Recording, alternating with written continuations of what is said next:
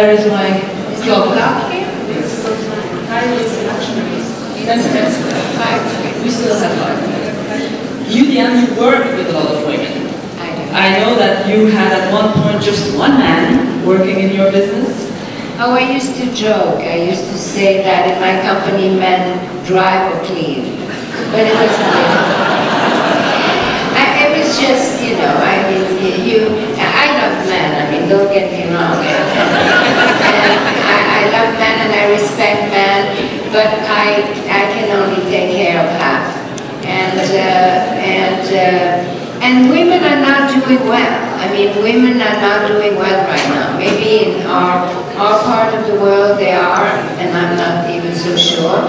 But in some places in the world, women are not doing well at all. When I was in boarding school, I had a lot of my friends were from Afghanistan and Iran, and places where it was very secular. And now, you know, I mean, they sell women in cages in Mosul, and you could buy them on the internet for 140 euros. You could buy a girl from 4 to 10. I mean, and after 10 you pay a little less, and then after 20 you pay nothing. I mean, it's just really pretty bad.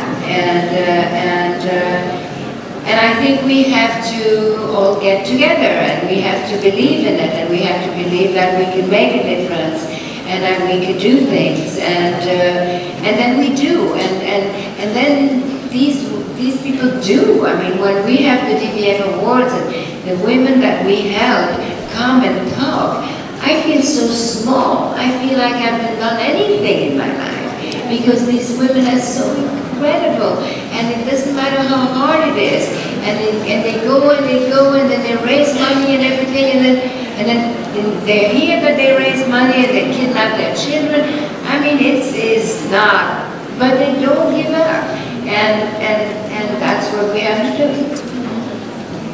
I think there are also many who sell their children for food, so it's not only the children the parents sometimes they sell the children, so it's all very, very terrible.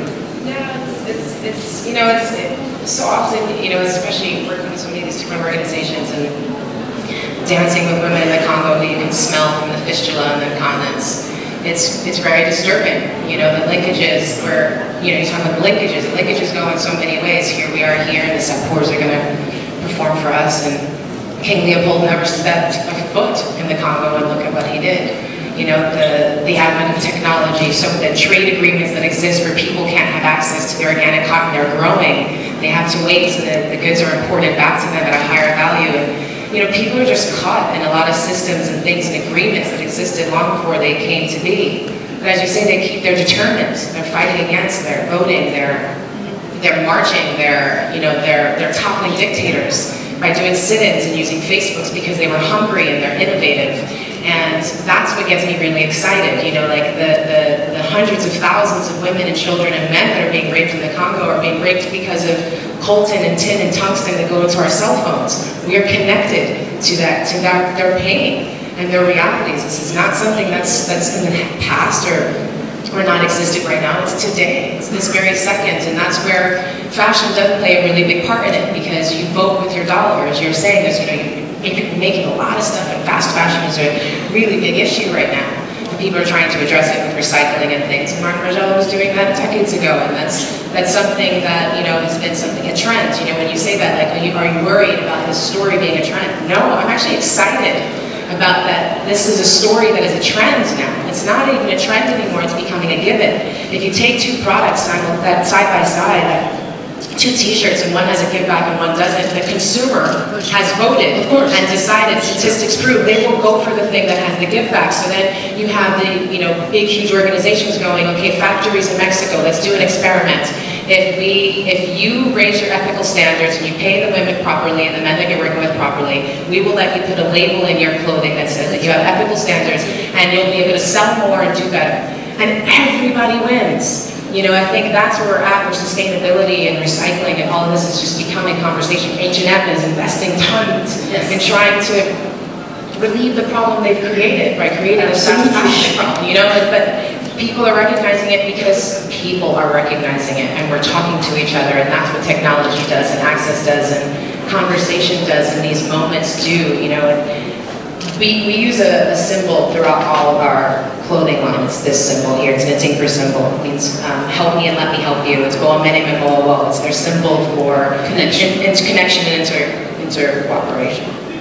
And we see that all the way throughout. So whether it's getting the organic cotton from the farmer, going through and working with the seamstresses, making sure that they're putting the value there by making the product there to sell there and outside. But also all the way to the consumer who's now voting with their dollar and saying, I choose this over this, and getting it to be here with you. You know, this is a 2-year company.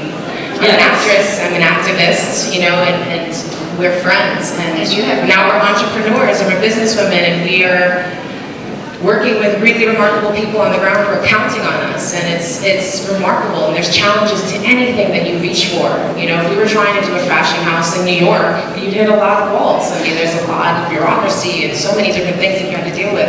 It's different. We're dealing with different issues, you know, rolling blackouts and no roads and high traffic and Ebola and you know, who would have thought starting a company in West Africa that Ebola would suddenly hit? You can't put that into your business plan.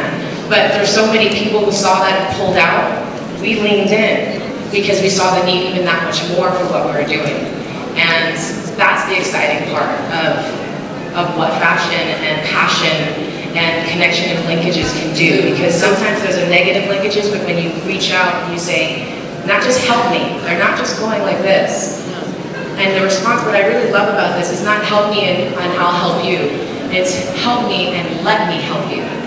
Let me do that. Let me give you something that I can do. You know, we were working with one of our batikers, Aggie, that we worked with. Someone else came in and said, oh, I'm a better batiker, I know a better batiker. He said, you should fire your batiker.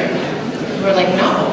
Like, if I got fired every time I missed a line, you know, I would not be here today. You know, it's people investing in me, letting me audition, letting me work and grow. And so what we can say that fashion in a way can change the world. Absolutely. Teach our batiker, grow. You know? But because also fashion is not just clothes. Fashion is a way people think.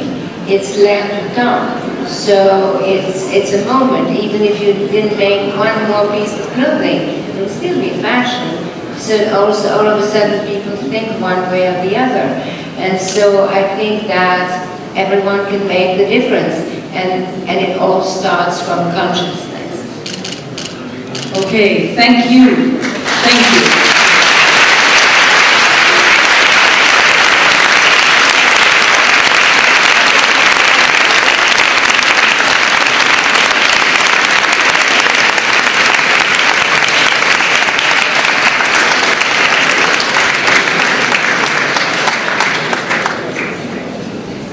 Thank you very much for being here, all of you. You were very, well, there's a lot of people sitting on the stairs, everywhere, standing up.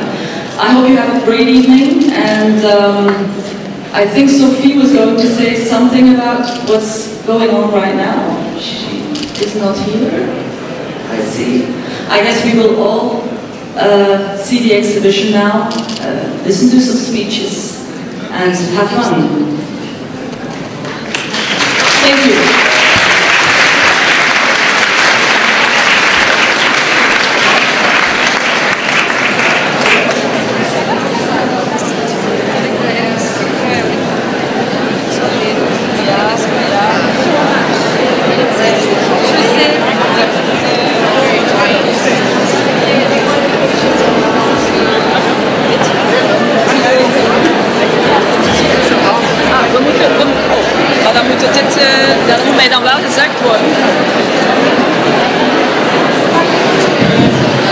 Could you please all stay here and not go there? Kunnen jullie hier even blijven nog?